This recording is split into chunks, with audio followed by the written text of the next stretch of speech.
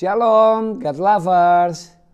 Kita berjumpa lagi dalam Hikmat Gembala.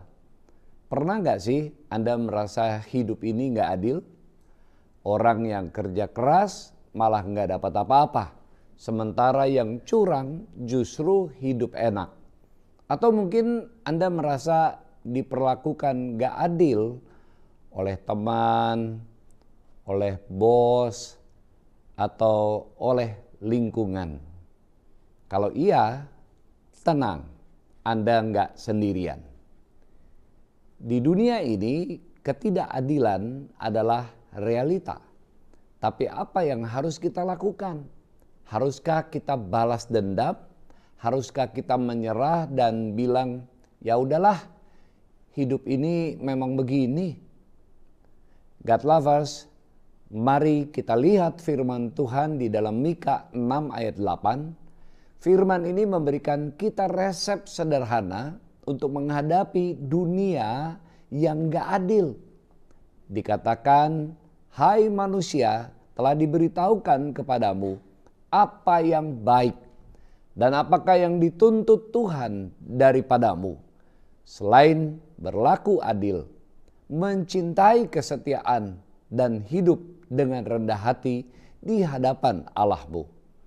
3 hal sederhana tapi luar biasa. Yang pertama, berlaku adil.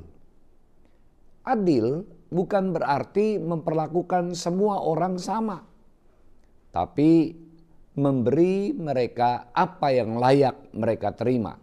Misalnya, jika ada seorang guru dan memiliki murid yang kesulitan belajar, adil adalah memberikan mereka dukungan ekstra sehingga murid yang memiliki kesulitan belajar punya kesempatan yang sama untuk berhasil. Ada kisah nyata yang luar biasa di awal tahun 1960-an.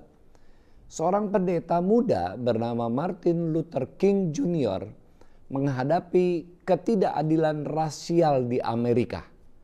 Saat itu, orang kulit hitam dilarang duduk di kursi yang sama dengan kulit putih, bersekolah di tempat yang sama, bahkan minum dari air mancur yang sama.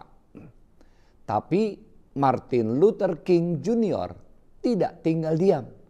Dia memilih untuk berdiri membela keadilan dengan cara yang unik, tanpa kekerasan. Salah satu ucapannya yang terkenal adalah, kegelapan tidak bisa mengusir kegelapan, hanya terang yang bisa. Kebencian tidak bisa mengusir kebencian, hanya kasih yang bisa. Apa hasilnya? Perjuangannya mengubah sejarah. Hari ini, karena keberaniannya berjuang untuk keadilan, banyak kebijakan yang diskriminatif berhasil dihapuskan. God lovers, keadilan itu mungkin mahal harganya.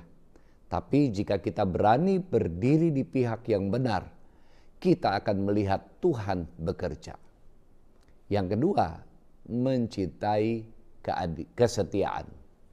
Kesetiaan berarti tetap melakukan yang benar meskipun sulit. Dunia sering berkata, yang penting hasil, gak usah terlalu jujur. Tapi firman Tuhan mengingatkan, setialah dalam perkara kecil, maka aku akan mempercayakan perkara-perkara besar kepadamu. Ada sebuah kisah yang terjadi di Jepang pada tahun 2011. Saat gempa besar mengguncang negeri itu, di tengah kerusakan dan kehancuran, sebuah bank lokal justru memilih untuk tetap membuka pintunya. Meskipun tidak ada listrik, tidak ada komputer yang berfungsi, para pegawai bank mencatat semua transaksi secara manual, bahkan melayani pelanggan dengan lilin sebagai penerangan. Mereka bisa saja menyerah pada keadaan, tapi kesetiaan mereka terhadap pekerjaan dan tanggung jawab mereka menjadi contoh luar biasa. Dunia memuji mereka dan kepercayaan terhadap bank itu meningkat setelah kejadian tersebut. Di tahun 2020, dunia terinspirasi oleh seorang pengantar barang atau kurir di Amerika bernama Derek Harris. Derek bekerja keras untuk mengantar barang selama pandemi COVID-19. Meskipun risiko tinggi mengancam kesehatannya. Bahkan ia mengembalikan amplop berisi uang yang ditemukan di salah satu paket kepada pemiliknya. Ketika ditanya kenapa dia melakukannya, Derek berkata, uang itu bukan milik saya. Saya hanya melakukan apa yang benar. God lovers, kesetiaan seperti ini mengajarkan kita bahwa setiap tindakan kecil kita, meskipun tidak terlihat oleh dunia, dilihat oleh Tuhan. Jangan remehkan tindakan kesetiaan Anda. Itu bisa menjadi kesaksian yang luar biasa. Kesetiaan Anda, meskipun tidak terlihat oleh dunia, selalu diperhatikan oleh Tuhan. Mungkin Anda merasa usaha Anda kecil, tapi percayalah, Tuhan melihat dan menghargainya. Yang ketiga, hidup dengan rendah hati di hadapan Tuhan. Hidup rendah hati berarti memiliki sikap yang tidak sombong, tidak menonjolkan diri, dan selalu menghargai orang lain. Apapun posisi atau keadaan mereka. Kerendahan hati adalah kemampuan untuk mengakui bahwa kita tidak lebih baik dari orang lain. Bahkan ketika kita berada dalam posisi yang lebih tinggi. Mari kita lihat Yusuf di Alkitab. Setelah melewati berbagai-bagai penderitaan, dijual oleh saudara-saudaranya, dipenjara karena fitnah, hingga dilupakan oleh orang yang telah dia tolong, Yusuf akhirnya diangkat menjadi orang nomor 2 di Mesir.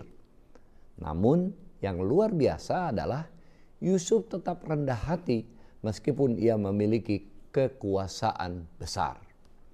Ketika saudara-saudaranya datang untuk meminta bantuan, Yusuf tidak memanfaatkan posisinya untuk membalas dendam.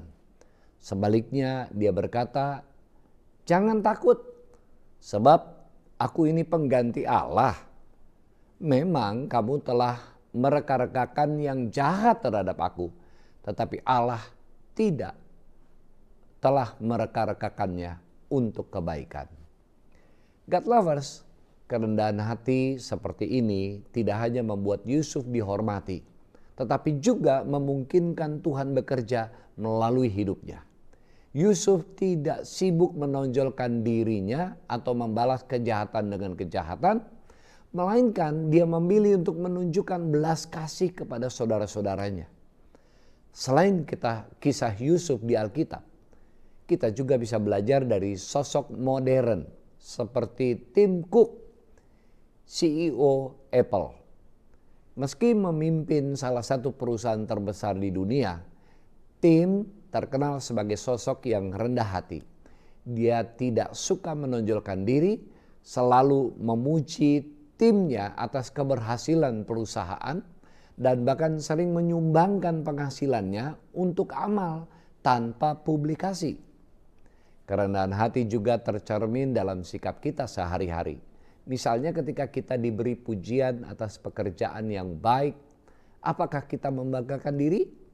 Atau kita memilih untuk mengucap syukur kepada Tuhan dan menghargai peran orang lain? Ada sebuah kisah nyata dari kehidupan seorang penemu besar, Nikola Tesla. Meskipun Tesla adalah salah satu ilmuwan paling cerdas di zamannya, ia jarang mendapat pengakuan atas hasil karyanya karena orang lain sering mengambil kredit dari inovasi yang ia ciptakan. Namun Tesla tidak pernah mengejar pengakuan itu. Ia berkata, "Saya tidak peduli mereka mencuri ide saya. Saya peduli mereka tidak memilikinya." Tesla lebih peduli dengan kontribusinya kepada dunia daripada pengakuan terhadap dirinya. God lovers, Rendah hati berarti tidak mencari perhatian, tidak membanding-bandingkan diri dengan orang lain, dan tidak memandang rendah siapapun. Sebaliknya, kita memilih untuk menjadi saluran kasih Tuhan kepada dunia tanpa perlu menonjolkan diri. God lovers, jadi kesimpulannya, dunia mungkin gak adil, tapi Tuhan selalu adil. Mungkin Anda gak bisa mengubah dunia dalam semalam, tapi Anda bisa memulai dari diri sendiri. Tunjukkan keadilan, cintai kesetiaan, dan jalani hidup dengan rendah hati. God lovers, ingat ini. Hidup Anda adalah bagian dari rencana besar Tuhan.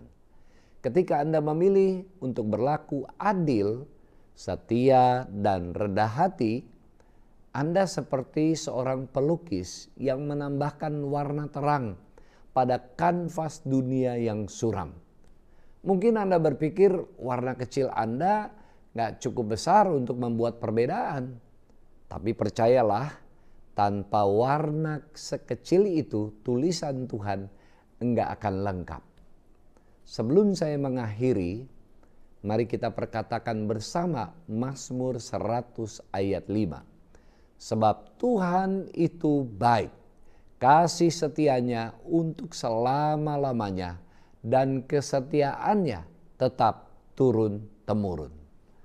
Sampai jumpa pada Hikmat Gembala berikutnya.